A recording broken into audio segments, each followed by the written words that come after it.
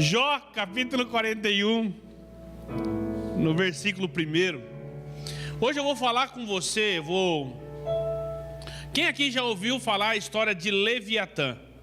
Quem já ouviu? Levanta a mão. Quem já ouviu? 1, 2, 3, 4, 5, 6. Quem nunca ouviu falar sobre Leviatã? Pode, sem vergonha. Pode levantar a mão. Hoje eu vou falar para você um pouco da história bíblica, do que ensina a palavra de Deus acerca deste Leviatã. Jó capítulo 41, versículo 1, diz assim a palavra de Deus: Poderás tirar com anzol o Leviatã? Ou ligarás a sua língua com uma corda? Podes pôr um anzol no seu nariz, ou com um gancho furar a sua queixada?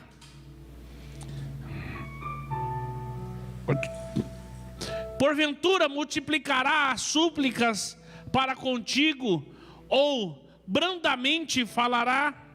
Até o versículo 4. Fará ele aliança contigo, ou o tomarás por servo para sempre? Agora vamos pular aqui para o versículo de número 10 e 11. Ninguém há de tão atrevido que ao despertá-lo se atreva. Quem, pois, é aquele que ousa se erguer diante de mim? Quem primeiro me deu para que eu haja de retribuir-lhe? Pois o que está debaixo de todos os céus é o meu. Agora no versículo 15. As suas fortes, agora olha como é esse Leviatã. As suas fortes escamas são o seu orgulho, cada uma fechada com um selo apertado, como com um selo apertado. Continua. Uma a outra se chega tão perto que nem o ar passa por ela. Uma às outras se ligam, tanto aderem entre si que não se pode separar. Cada um dos seus espirros faz resplandecer a luz, e os seus olhos são como as pálpebras da alva, ou são brancos como a alva. Da sua boca saem tochas, faíscas de fogo saltam dela. Pode continuar. Das suas narinas procede fumaça, como de uma panela fervente ou de uma grande caldeira. Até o 27. E o seu hálito faz incender os carvões, e da sua boca sai chama. Do seu pescoço reside a força, e diante dele até a tristeza salta de alegria. Olha que bicho asqueroso. Só de olhar, quem é triste salta de alegria. Só de olhar para ver que não tem nada que se compara ao tal do Leviatã. Os músculos da sua carne estão apegados entre si, cada um está firme nele, e nenhum se move. No seu coração é firme como uma pedra, e firme como a mó de baixo. Levantando-se ele, tremem os valentes, em razão dos seus abalos se purificam. Se alguém lhe tocar com a espada, nada poderá penetrá-lo, nem lança, dardo ou flecha. Ele considera o ferro, olha a força dele, ele considera o ferro como palha, e o cobre o ferro, né? O cobre que faz fio, essas coisas, mas o cobre se faz como um pau pobre. Senhor, fala conosco, nos ensina a tua palavra, aquilo que o Senhor quer falar conosco, em nome de Jesus, amém e amém. Coloca a foto para mim do tal do Leviatã, por favor. Este Leviatã diz, na verdade, deixa eu falar sobre duas coisas, né?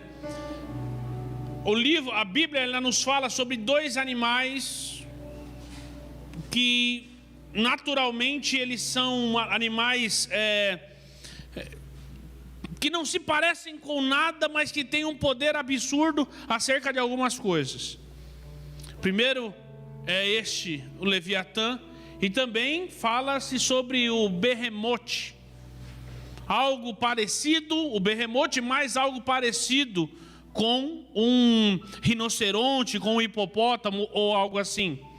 Mas o Leviatã é um animal marinho, segundo a Bíblia, um animal marinho que sai das profundezas do mar, onde ninguém consegue achá-lo, ninguém consegue ver esse bicho. Alguns falam que existe ainda hoje, outros não sei. Mas alguns falam também que isso se trata acerca de um demônio. E na demoniologia, ele seria o guardião da porta do inferno. Alguns também falam que esse Leviatã seria o poder em volta de um governo. Mas não me vem falar sobre isso, eu vou falar o que está na Bíblia. Eu falo para você o que me chama a atenção nisso tudo. Por que Leviatã, este demônio que guarda a porta do inferno, ele tem tanto poder, é tão forte, tão poderoso, mas ele está alinhado no livro bíblico de Jó. Todo mundo aqui conhece a história de Jó. Depois no final até a gente pode cantar o que fala sobre Jó. E aí a gente começa a analisar algumas coisas na história de Jó.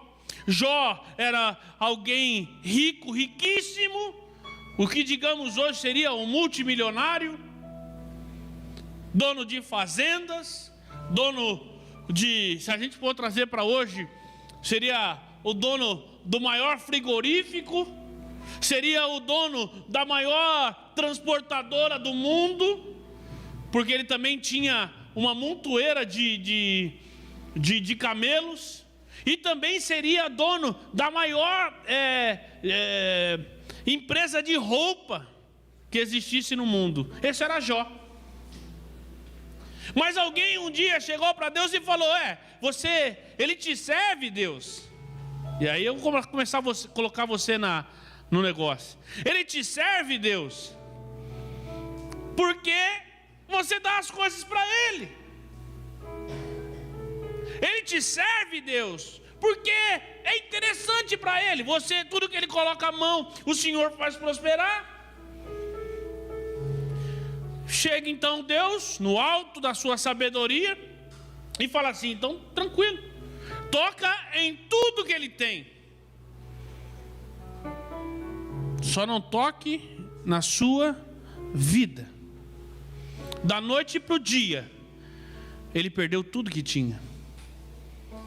Ele perdeu os seus animais, ele perdeu os seus filhos, suas filhas, perdeu também a sua casa, que ela desmoronou. Pegou então uma doença, possivelmente ela seria a lepra,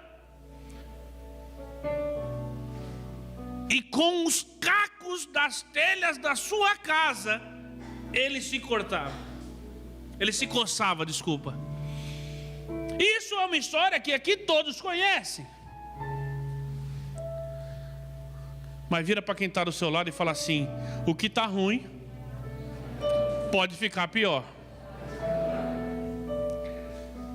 Ao invés dele ter pessoas ao seu lado que dê palavras de motivação, que dê palavras de vitória, que da boca dele pudesse sair palavras de ajuda, ele então encontra 3 amigos, que no final eu vou ler para você.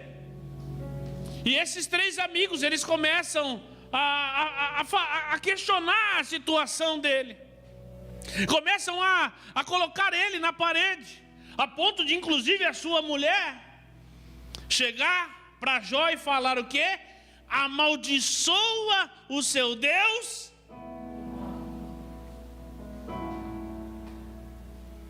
Só que ele sabia em quem ele cria. Você sabe em quem você tem crido? Fala para quem está do seu lado. Mas o que está ruim pode ficar pior. E a história narrada no livro de Jó de uma maneira bem... Foi o primeiro livro que eu li completo. Eu tive o prazer de ler esse livro completo. A gente começa então a preparar, ver toda a narrativa da história de Jó, ver toda essa narrativa. Dali a pouco aparece o tal do Leviatã. Um bicho que teria... Tem uma outra foto que eu acho que é mais parecida com o que está na Bíblia. Está do lado, não está? Consegue colocar do lado lá?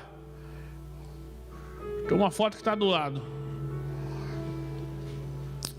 Esse Leviatã começa então... Isso. Olha o tamanho do barco, olha o tamanho do animal. Coisa gigantesca.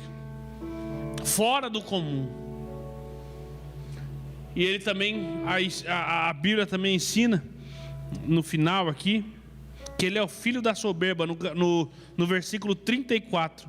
Ele, no versículo 34 do Jó 41, ele vê tudo que é alto e é rei sobre todos os filhos da soberba. Quando a gente começa a perceber algumas coisas, quando a gente tem soberba, Jó era um cara rico. Se fosse o dia de hoje, ele estava andando de Ferrari só para brincar. Ele estava morando na melhor casa no mundo, nos lugares mais suntuosos. Mas isso não entrou no coração dele. Então tem os seus 3 amigos, um deles ele faz. Começam a... Para com isso. Para de ser assim, para de ser assado. Tem gente que fala para você largar de Deus. Para que você está indo na igreja? Para que você está servindo a tua vida, a Deus? A tua vida, como o irmão já se falou, a tua vida não vai para frente, a sua vida não muda. Quantas vezes a gente não ouve pessoas assim? Então o Leviatã, ele vem de uma maneira sutil para levar você para o inferno. Posso tratar esse Leviatã como o orgulho, como a soberba, como algo que, poxa vida, até esses dias atrás eu não tinha, agora eu tenho.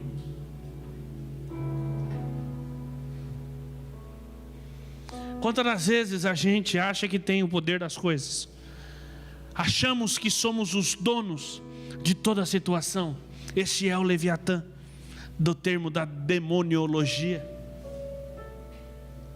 que leva você a acreditar que você não precisa de Deus, que você não depende de Deus, que você sozinho está tudo bem, está tudo certo. Este é o Leviatã que muitas das vezes atrapalha a vida do cristão de ser um verdadeiro cristão, um verdadeiro adorador. Quando ao invés de olharmos para Deus, através dEle e por Ele são todas as coisas, nós achamos que nós somos os bons. Eu sou o melhor pregador,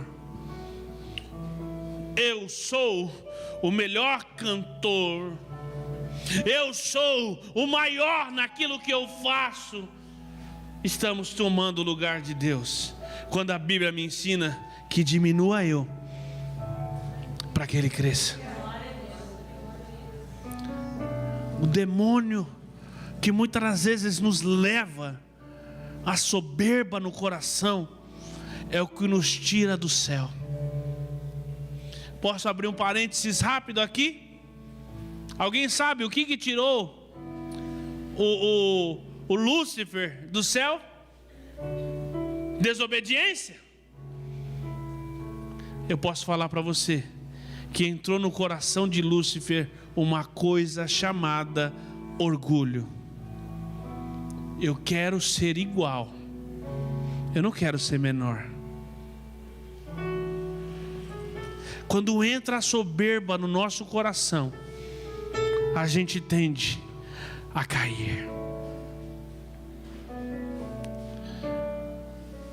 Mas quando nós colocamos Deus à frente de todas as coisas, pode vir o demônio que vier contra as nossas vidas, ele virá por um caminho, e por 7 caminhos ele fugirá.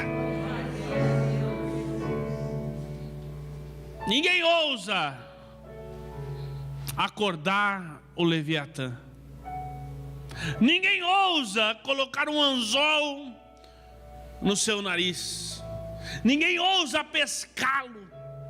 Alguns dizem que ele parece ou pareceria com uma baleia. Alguns que esse demônio pareceria com um crocodilo gigante. Todavia, não me importa a aparência, me importa que desse eu não quero ficar perto. Me importa que na circunstância da minha vida e da tua vida, não podemos ter contato com aquilo que nos traz, que nos tira a nossa paz. Enquanto você estiver servindo a 2 deuses, isso não te levará para o céu. E vê que eu sou um pastor empreendedor, vê que eu sou um pastor, pela misericórdia de Deus, bem sucedido, perto da minha idade. Poucos são superintendentes com a minha idade, e eu estou superintendente. Você acha que isso sobe no meu coração? O que sobe no meu coração ainda mais é a responsabilidade de poder ganhar almas para Deus. O que sobe ainda no meu coração é falar que eu e você ainda precisamos levar a palavra de Deus àqueles que estão perdidos nesse mundo mal. Hoje, ao iniciar o culto, estava eu lá atrás junto com o irmão, o pastor Ezequias, e uma menina chegou. Meu marido acabou de roubar, não sei o que, tal. Eu falei, fica no culto. A tua alma é importante agora, no início do culto. A tua alma é importante para Deus. Passamos por situações que Deus nos dá a bênção para levar a palavra. Mas às vezes, mas não entra lá não. Fiquei sabendo aí que o Elton e a Yasmin voltaram para a igreja. Disse que estava desviado. Estava nada, estava trabalhando.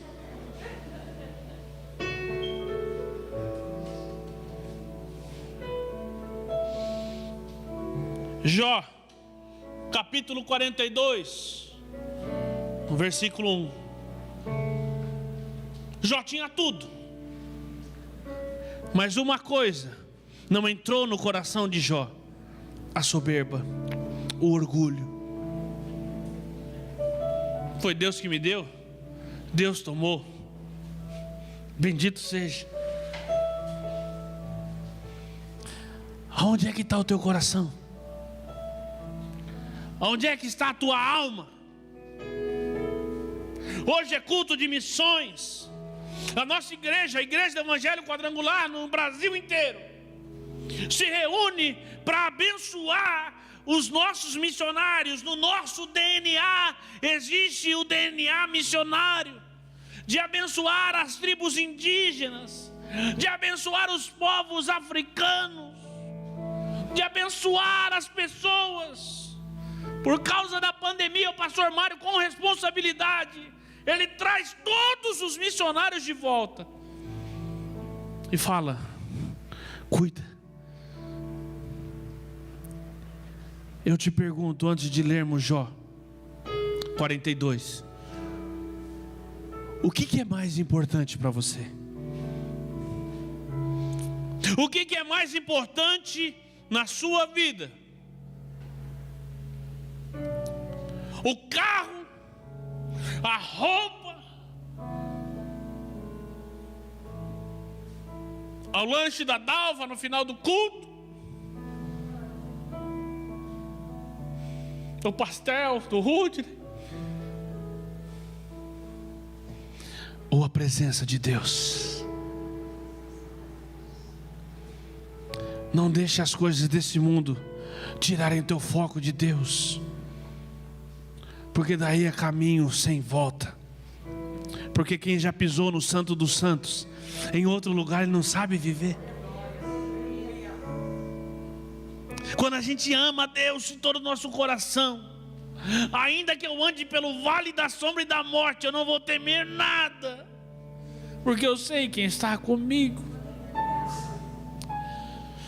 Jaci, pastor, fiquei a tarde toda, até o início praticamente do culto, junto com a família do irmão Jaci, e choravam, se lamentavam, pelo susto, pela circunstância. Mas eu falava, fica firme, logo logo ele vai estar aqui. Quando eu vi chegando na delegacia, eu já estava lá desde as 4 horas. Eu vi ele chegando na delegacia. Eu falei, você vai dar esse testemunho na igreja, porque Deus te livrou do laço da morte. Ou você acha que Deus não cuida de você ainda hoje? Jó, capítulo 42, no versículo 1, diz assim a palavra de Deus.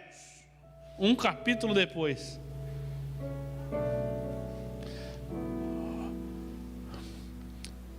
eu falei até agora para você falar que não tem coisa ruim que não possa ficar pior. Não foi isso que eu falei para você?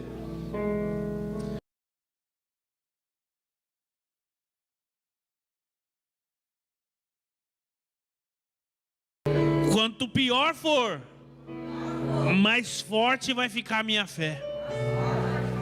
Então Jó respondeu ao Senhor dizendo... O que ele diz? Bem sei, Deus, que tudo podes, e que nenhum dos seus propósitos pode ser impedido. Quem é esse que sem conhecimento encobre o conselho, ou seja, sem saber nada ele passa por cima e está resolvido? Sem saber quanto é 1 mais 1, ele já responde que é 2. Por isso relatei o que eu entendia, coisas que para mim eram inescrutáveis, ou eu não conseguia entender, ou continua, né? Que eu não entendia. Escuta-me, pois, e eu falarei. Eu te perguntarei e tu me ensinarás. Aquele que era o todo-poderoso, o rico, o dono das maiores empresas. Volta lá. No 3. Escuta-me. As coisas... Não, é isso aí mesmo, né? Que eu não entendia. Próximo. Desculpa. Escuta-me, pois, eu falarei e te perguntarei, e tu me ensinarás. Aquele que poderia um dia colocar no seu coração um processo da soberba, do orgulho, falou, não, eu não sou nada disso. Que diminua eu para que ele cresça. Continua no versículo 5. Com o ouvir dos meus ouvidos eu ouvi, mas agora te veem os meus... Até o versículo 10. Por isso me abomino e me arrependo no pó e na cinza. Quantas vezes precisamos também nos arrepender dos caminhos que nós erramos. Sucedeu que, acabando o Senhor de falar a Jó aquelas palavras, o Senhor disse a Elifaz, o temanita: a minha ira se acendeu contra ti e contra os seus 2 amigos. Lembra que eu falei dos 3 amigos? Que antes do Leviatã estavam falando, para com isso, não serve mais esse Deus. A mulher chega para Jó e fala, amaldiçoa seu Deus e morre. Então ele chega para Eliafaz, o tenamita: por que não falaste de mim o que era reto, como o meu servo Jó? Tomai, pois, 7 bezerros, 7 carneiros, e ide ao meu servo Jó, e oferecei holocausto por vós, e o vosso servo Jó orará porque deveras a ele eu aceitarei, para que eu não vos trate conforme a vossa loucura. Deus misericordioso está agindo com Elifaz. Seus 2 amigos fazem assim, ó: vai até Jó, peça para que eles orem, para que ele ore por vocês, porque aí eu vou ter misericórdia, eu vou ouvir o que ele falar. Se ele mandar você morrer, você vai morrer. Se ele mandar você viver, você vai viver. Porque vós não falastes de mim o que era reto, como o meu servo Jó. Continua. Então foram Elifaz, o tenamita, Bildade, o suíta, Isofar, o naamatita, e fizeram como o Senhor lhes dissera. E o Senhor aceitou a face de Jó. E o que acontece? O Senhor virou o cativeiro de Jó quando ele orava pelos seus amigos.